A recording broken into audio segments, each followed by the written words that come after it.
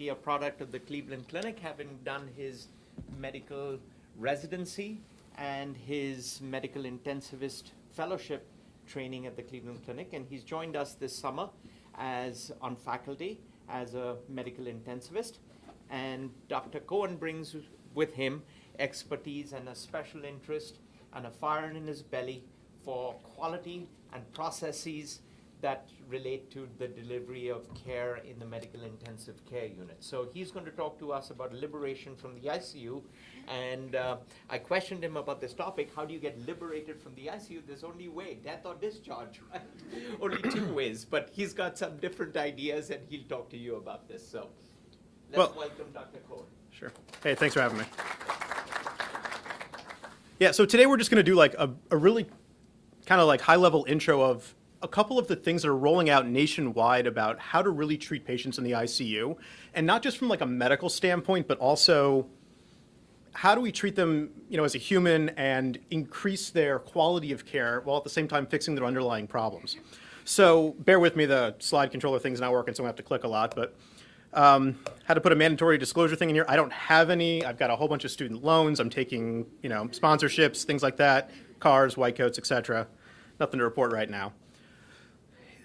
Objectives for today, pretty simple stuff. I want you guys to understand the impact of being in the ICU, but from the patient's perspective. What does it mean to be a patient who gets admitted, gets a lot of their humanity stripped away from them, and then gets better and then is expected just to go on with life once we say, hey, we got him out of the ICU.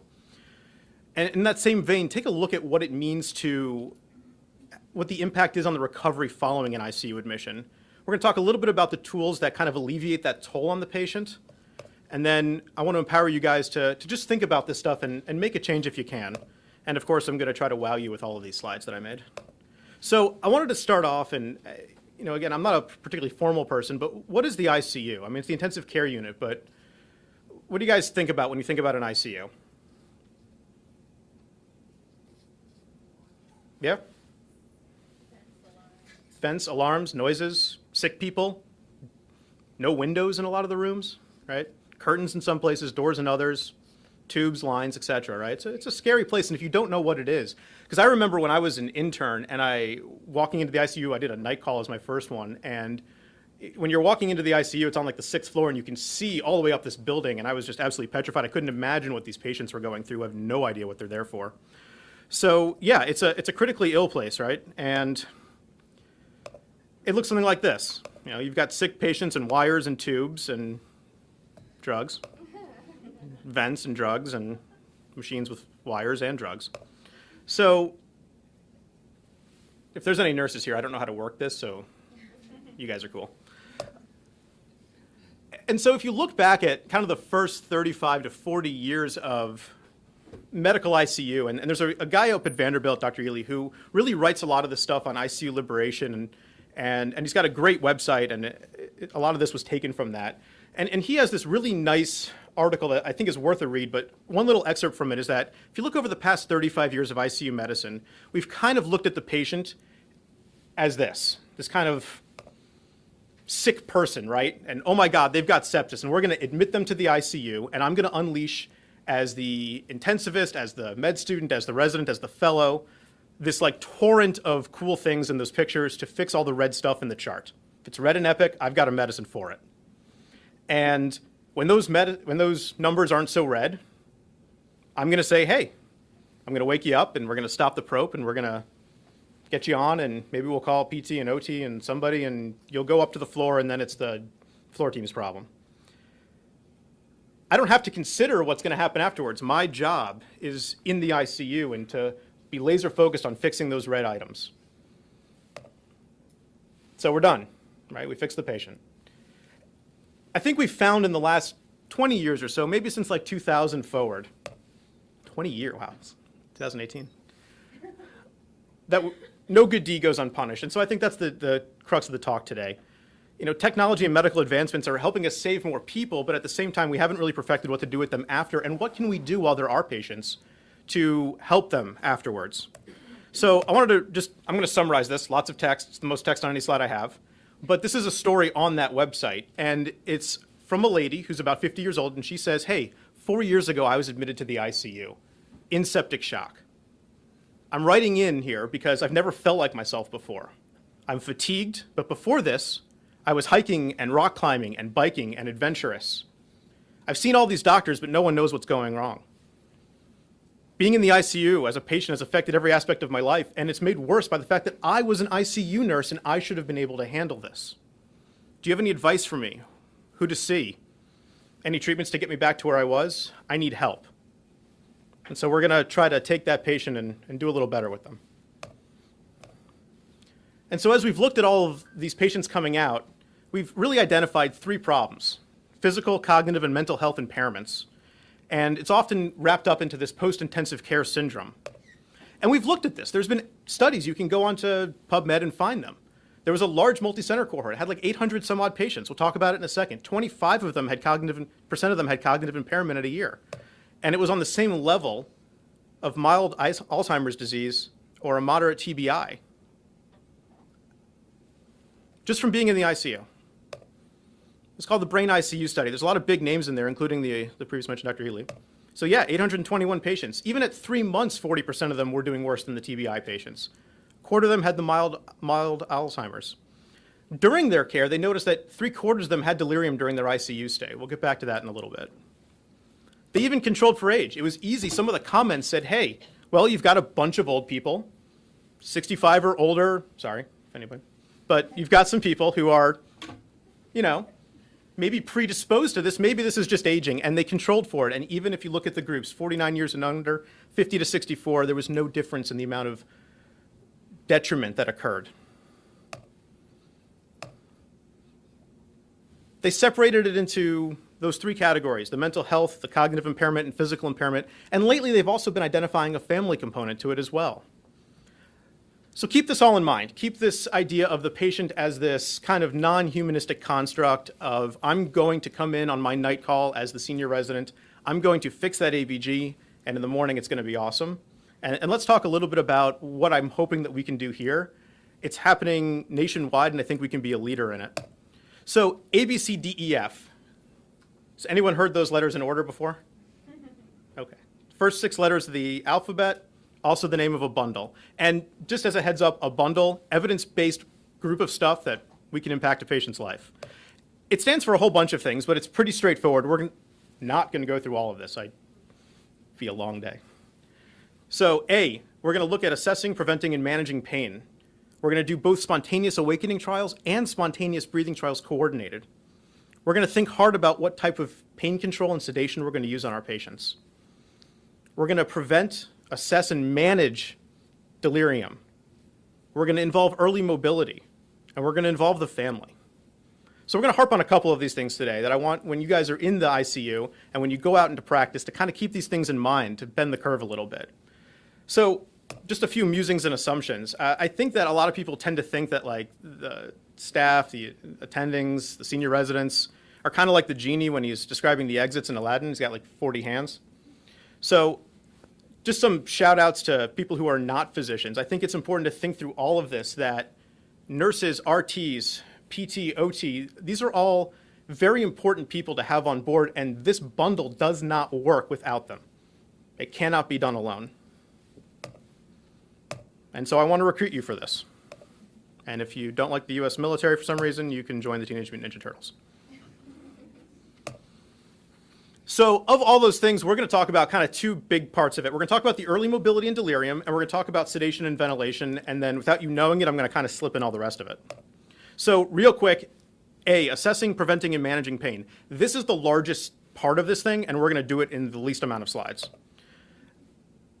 The evidence base behind this is really extensive, but what it essentially says to do is that we should be assessing pain in our patients 4 times a shift, PRN if necessary, using whatever pain score is norm for the hospital you're working at. We should be treating that pain within 30 minutes of it, and we should be reassessing, circling back. We're going to talk about what non-pharmacological first means and then pharmacological treatments in a little bit, and we're going to try to prevent it. Like if you're going to do a central line, giving pain medication and anxiety medication ahead of time. Treat pain first and then sedate if needed. If you remember nothing else, that. Spontaneous awakening trials and spontaneous breathing trials. So what's the problem? We know that we can save lives with mechanical ventilation, but we also know that being on a vent forever is not a good thing. You get difficulty with infections, right? Ventilator-associated pneumonia. Being tied down with a tube, restrained, sedated, you lose motor function, you lose executive function. You get delirious because you don't know which way is up, and the room probably doesn't have a window, and the lights are on from 6 a.m. until 5:59 a.m. the next day, and then right back to it. Sedation, sometimes patients are oversedated. We leave them totally out of it. Sometimes we undersedate them, causing them extreme pain and anxiety and fear. And so this can all lead to harmful outcomes, and we want to fix that. And so just so we all know, a spontaneous awakening trial is exactly what it sounds like. It's a daily interruption of sedation, letting you decrease the amount of agents you're using, allows you to talk to the patient. It allows you to see if they need anything and to see if they're ready for extubation. A spontaneous breathing trial, do a wean screen, make sure they're safe, and then give them conditions that simulate what it's like to come off the vent. And there's evidence behind this. A study done in 2000 by Dr. Kress, published in the New England Journal of Medicine, looked at medical ICU patients who were on mechanical ventilation. He had 2 arms, not a lot of patients. I think it was 128, 68 in one arm and 60 in the other. One arm, just like old school. We're going to leave them totally out of it until we think that they're better, and then we're going to wake them up, and then we're going to see if they pass their, whether they're using Risby score or whatever. And if not, we're going to put them right back down to a RASS of whatever, -4, -3. The other trial, every single day, a research nurse and physician would come in, lighten the sedation, interact with the patient until they were awake, or if they showed signs of agitation, they would restart the dose and make them a little bit more comfortable using half the dose. All patients in both arms did receive morphine for pain. And what they showed in the intervention arm was about a 2.5-day reduction in mechanical ventilation simply by waking the patients up every day. They stayed in the ICU less. They didn't get out of the hospital any earlier in this trial, but they definitely were on the vent a little bit less. Same numbers, but with a graph. There was no difference in reintubation risk, and there was no difference in self-extubations with the patients being awake. And so people said, hey, now I don't need to use all of this medication. I can wake my patient up every day. I can interact with them. I can let them participate in their care and orient them and know where they're at. What do we do next? And so the good Dr. Gerard, I think was also up in Nashville somewhere, paired this and said, great, we're going to do exactly the same thing, but this time we're going to do coordinated spontaneous breathing trials with it. We're going to mix these together to get our patients off the vent a little bit faster. This was published in The Lancet in 2008. It had a sort of similar design. In one arm, standard sedation, and then a spontaneous breathing trial. The other arm, daily interruption of sedation with a spontaneous breathing trial, and these were coordinated by the nurses and the RTs at the bedside. They did not require a physician to come by in the morning and say, hey, bed 3, do this. It was automatic and it was per protocol. They utilized a safety screen to allow the nurses and the RTs to make that decision. They said, hey, they can't be seizing, they can't be withdrawing from alcohol, they certainly can't be on a paralytic, it's hard to breathe on those. They can't be having a heart attack, and they can't be having a high ICP. If they did well on that, and I'll show you the protocol in just a moment, they moved on to the safety screen for the breathing trial. They had to have a SAT over 88, be on reasonably low oxygen, 50% or less, relatively low PEEP, although this was before a lot of the trials were showing you can use a higher PEEP.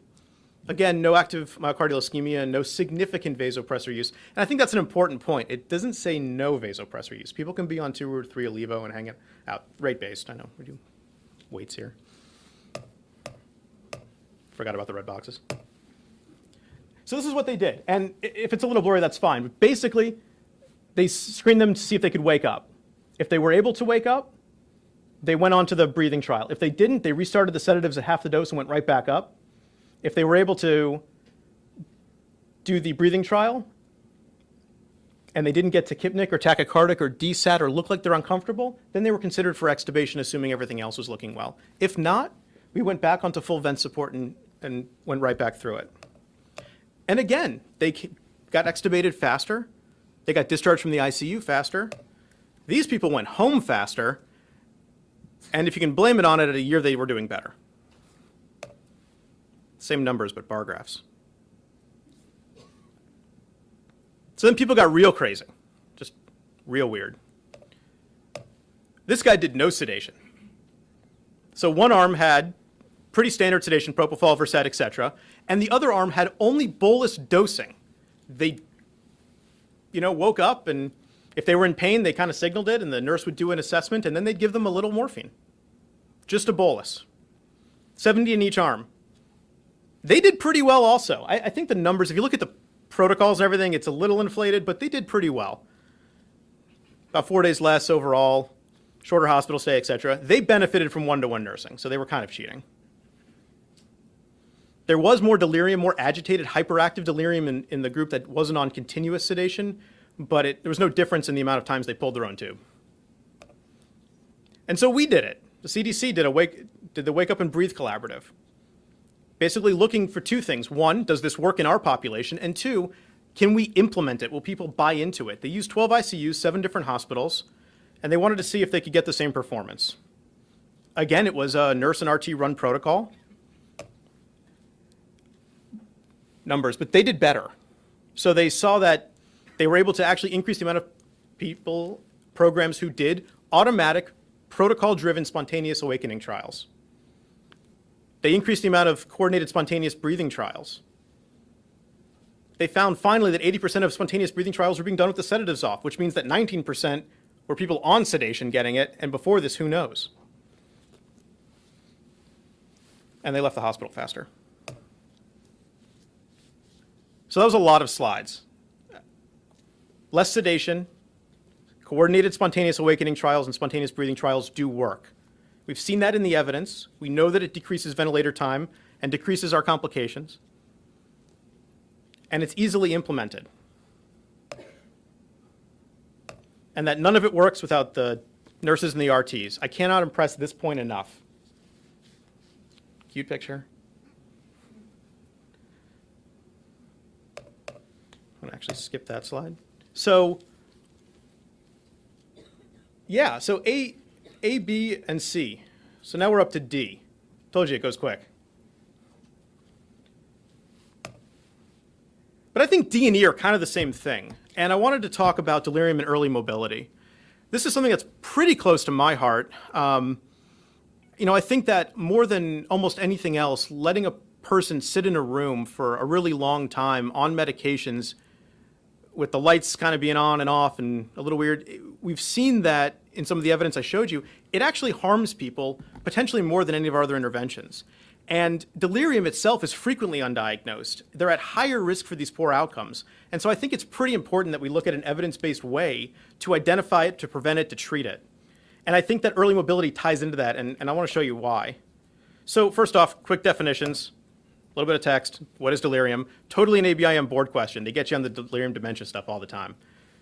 Disturbance of consciousness. Can't focus, cannot sustain or shift their attention.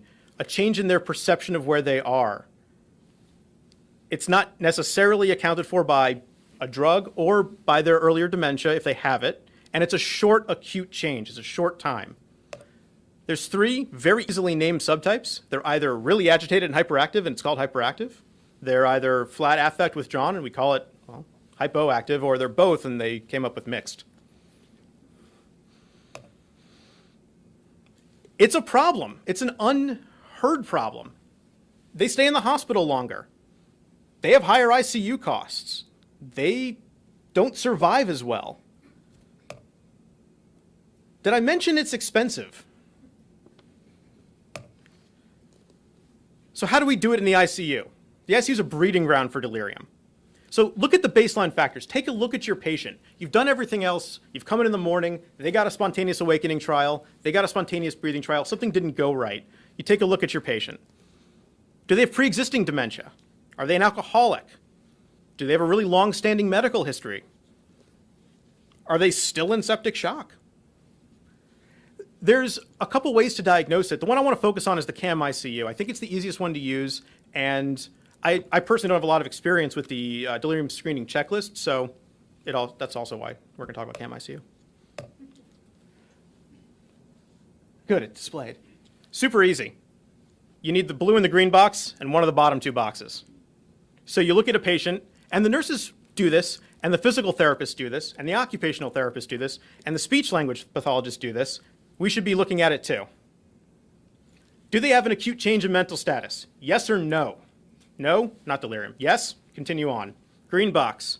Can they pay attention? This is the save a heart. Walk up to them, grab their hand, interact with them. Make sure they're not on 40 of propofol. Do they squeeze your hand on every A? Do they squeeze it when it's not an A? If they make more than 2 errors, you've got that box too. Is their current RAS level anything other than 0? If it is, over to the side. If it's not, continue on. Ask them, will a stone float on water? Shouldn't. Are there fish in the sea? Currently. Can 1 pound weigh more than 2? No. If they get, again, the blue and the green box together and one of the bottom ones, they're positive. That's it. Simple to do at the bedside. Doesn't take very long. It's a good assessment. It's a normed, it's a proven assessment. And so now how do we treat it? When you're rounding in the ICU, if you're with me, if you're with one of my colleagues and we have patients with delirium, I want you to think of these 3 words. I want you to stop, think, and perhaps medicate. This is from actually the American College of Critical Care Nursing, and I think it's awesome. Think of the word stop. Is there any medications, especially benzos, that need to be stopped or lowered? Is the patient on the minimal amount of sedation necessary?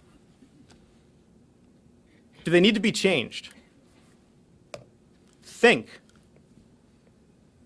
What's going on with the patient? Are they in a toxic situation? Are we giving them a medication that's causing it? Do they have fulminant liver failure? Are they hypoxic? Do they have a new infection or sepsis? Have they just been immobile so long they don't know which way is out? Have we tried non-pharmacologic interventions? Next slide, don't worry. Potassium or electrolyte problems. Fix the underlying things. Stop. What can we stop? Think. What can we change? Look at the pain using an objective protocol. Reorient the patient, use the whiteboards, all the things that we've seen in the last couple of years proliferating through all of the ICU rooms or hospital rooms in general. Talk to the patient.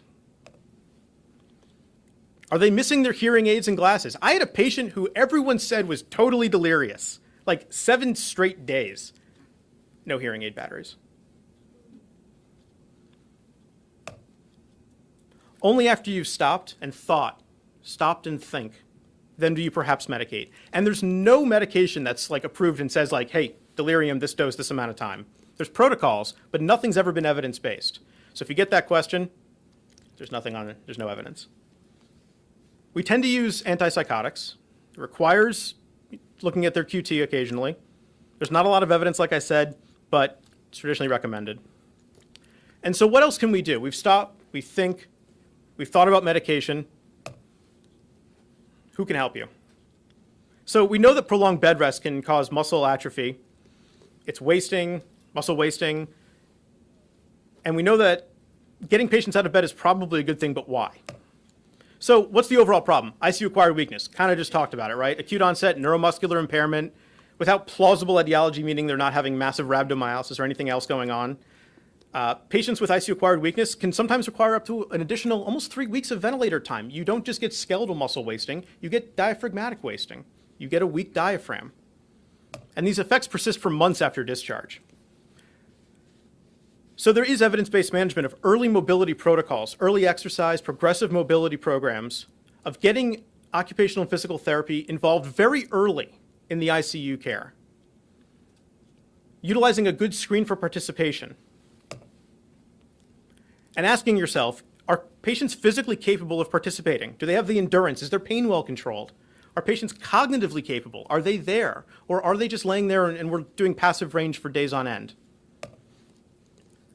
Progressive mobility, and this is a sample. I don't know if this is the one that we use here, but this is similar, I hope, of having a patient with, starting off with just passive range of motion and turning and active resistance exercising, moving up each day at the behest of our therapists to active resistance, sitting positions, sit to stand, and ambulation if possible. There's data. Early physical and occupational therapy mechanically ventilated critically ill patients. This took our earlier Gerard paired SPT-SAT and then included therapy to get them out of bed. So now we're waking them up, making them breathe on their own, and now we've got them an athletic trainer. So. There's a lot of data in that study, but I wanted to just point out one. Functionally independent of discharge was a significant finding. Getting the patients out of bed, not just treating their pneumonia and not just treating their delirium, getting them out of bed, functionally independent of discharge. And so who's eligible for early exercise, mobility, etc.? It's not that early. Everyone. Cheaters. Yeah, everyone. So I often hear, hey, the patient's intubated. Why don't we hold off on therapy? Not a good reason.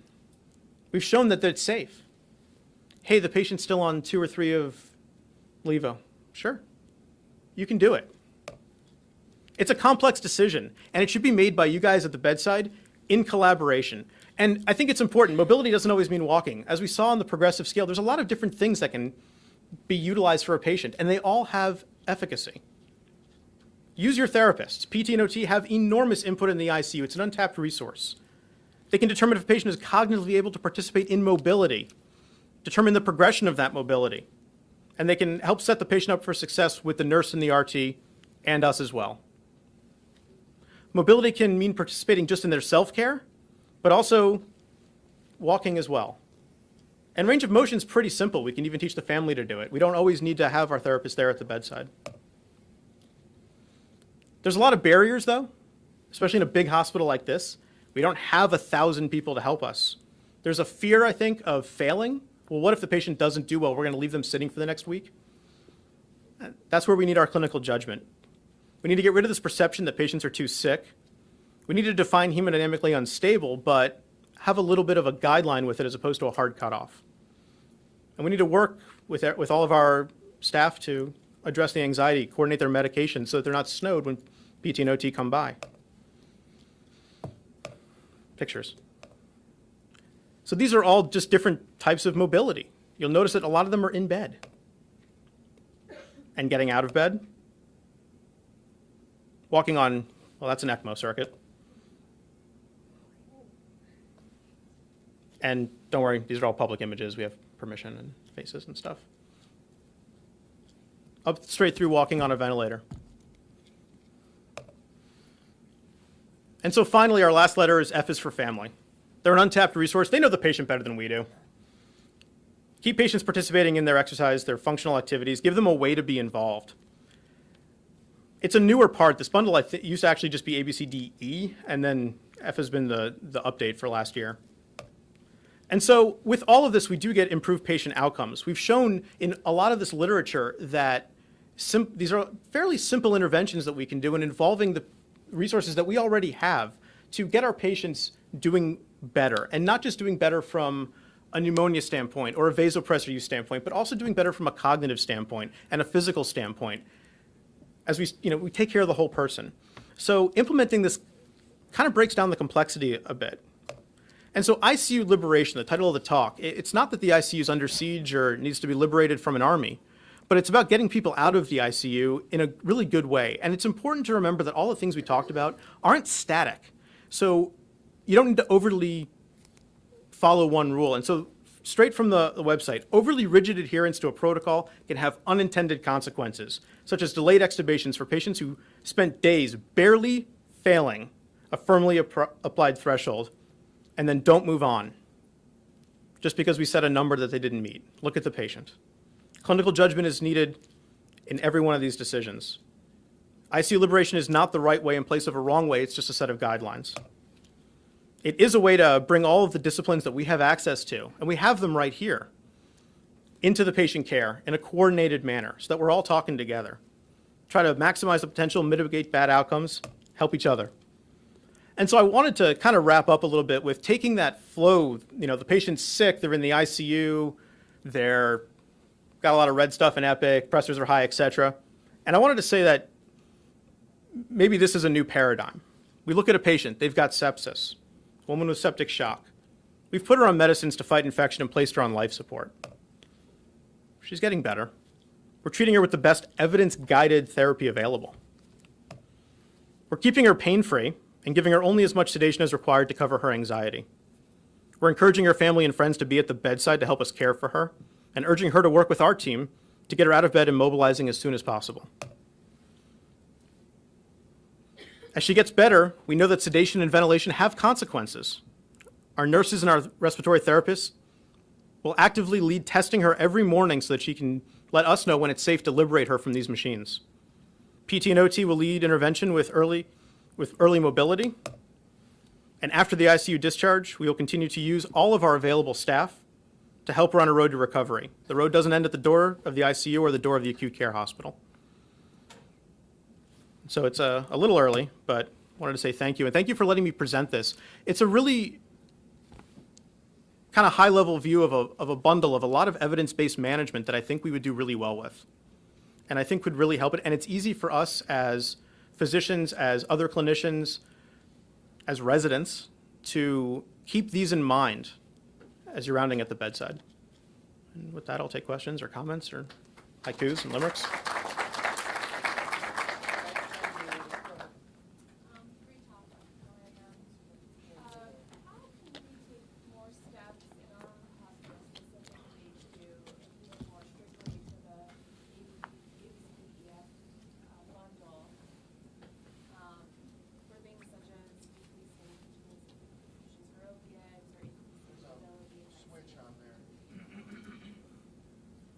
Increasing mobility in the ICU or decreasing continuous infusions of opiates, things like that? How can we take steps to improve our adherence to that bundle?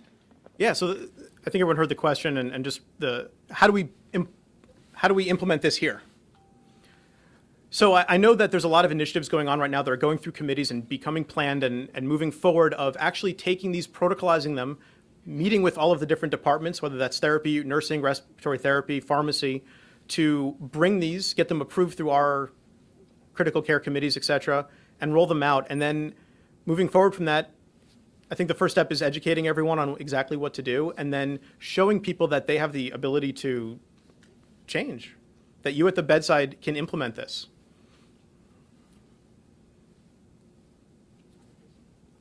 Thanks for a great talk.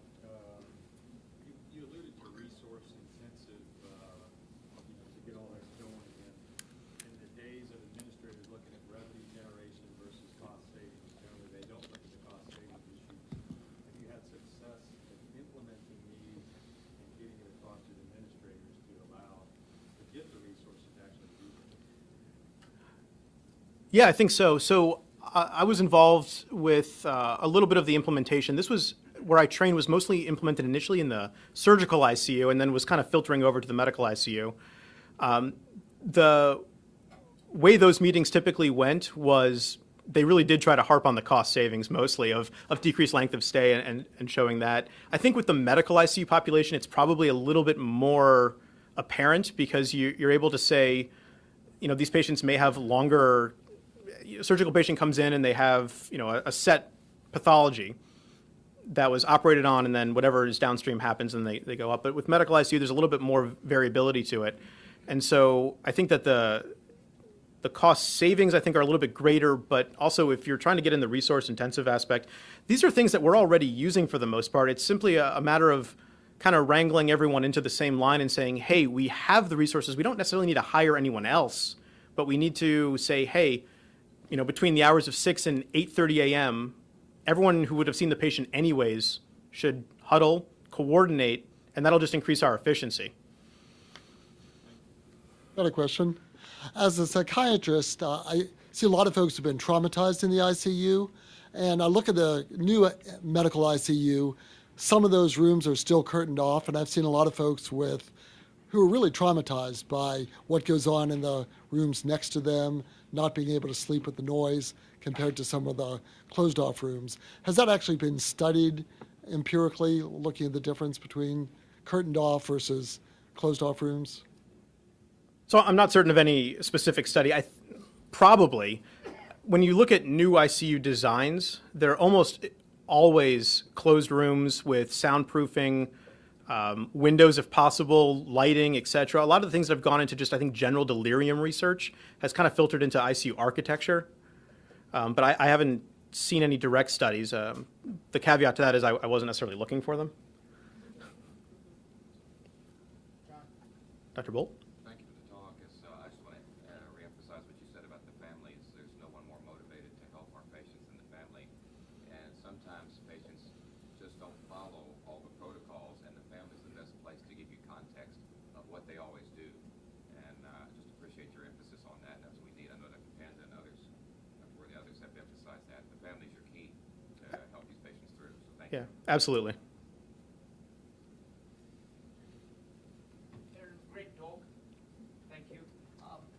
I remember a patient, 65 years old with pulmonary fibrosis, heading towards transplantation, and with the endotracheal tube in place, he would walk up and down the ICU bagging himself with his PEEP valve, right? Now, that was a patient who was independent. We'd capped off his PICC line and he could walk. But with all the resources involved in mobilizing some of our sicker patients on multiple pressors, has there been any recommendation from SCCM, et cetera, as to the optimal staffing of physical therapy or occupational therapy in an ICU that you know of? Because I think that's something that is probably the core basis for everything else that we do. Nursing staffing has stayed about static over time with 1:2 nursing for most patients, 1:1 for, ECMO and CVVHD. But I wonder about the recommendations for other services. Sure. So there are recommendations. They come mostly out of the Hopkins Research Institute, run by Dale Needham, who's a big proponent of occupational physical therapy and speech language, et cetera, over in Baltimore. And their recommendation was not so much a total number, like a ratio, but of the creation of a critical care therapy team where you have therapists who are relatively dedicated to working in the ICU and working with ICU patients. And the benefits were not so much in learning the skills of dealing with the ICU, but in the relationships forged with the RTs and the RNs so that the barriers to care were a little bit less. So when they implemented a critical care team, I think their reject rate, the amount of patients the nurses said are not appropriate for therapy, dropped by 20 or 25%. And then they saw relative length of stay and ventilator time decreasing with that. And, I guess a final question. Sure. Thank you for the talk. It was great. The patient you presented had long-term sequelae, right? Anxiety and fatigue and whatever. Is there any data that any of the interventions that you presented go to that long-term sequelae? They are currently doing 2 trials looking at that. One group is, I think they were recruiting about 800 patients, similar to the first one I presented with the brain ICU group. And I don't think Dr. Ely at Nashville is doing it, but I believe that it's maybe out of the same group that is looking at 12 and 24-month long-term sequelae of this, specifically looking at cognitive outcomes, I think at 3, 6, 9, 12, and 24. I haven't seen that. That was a few years ago. I think they ended recruitment in 2015. And I haven't seen anything else since then. I think it's a good point, and it's probably an untapped area of research that we've now shown that we can get patients better and out, and there's some short-term data, discharge in 3 months, and how functionally independent they are, but looking at it, I think is a good place to look. What do you think the outcome, what do you think the cause of these long-term issues would be? You think it's psychological? Do you think there's a physiologic? Is there subtle, small strokes, for example? Probably all of the above. I mean, they're depending on the disease state, certainly, but we know that patients lose skeletal muscle mass. It takes a while for rehabilitation. That's the entire, part of the entire reason for that field existing. And then certainly it's probably akin to PTSD. Just one other comment, and that is the post-ICU syndrome that we talked about is real. And at some point, we need to get started with a clinic to see these patients post-ICU and work multidisciplinary, work with psychiatry, with physical therapy, etc., to transition them to a more functional existence after they've survived the medical illness. And certain centers in the country have started these clinics, and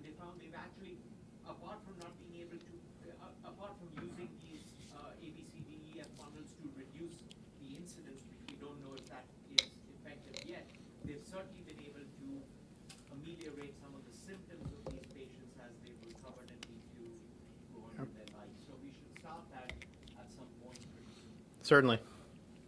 Yes, so again, thank you very much for the talk. I was wondering if there's any data on where the patients are discharged to, so the step-down units. Is there any difference between if they're sent to a specialized step-down unit where there is focused, coordinated care versus if they're disseminated to different floors on the hallway in the hospital? Yeah, I'm not certain of specific data for that. Most of the endpoints in the studies that I pulled for this or familiar with mostly just look at what they, like a single data point at discharge of where they went, with a relative difference in going to an acute care hospital versus skilled level of care versus discharge functionally independent at home, which was the data point I pulled from the early mobility study. I'm not, and I can look through that. That study might have where they went after the ICU, but most of them looked at the hospital admission aggregately. Thank you very much. Cool. Thank you all.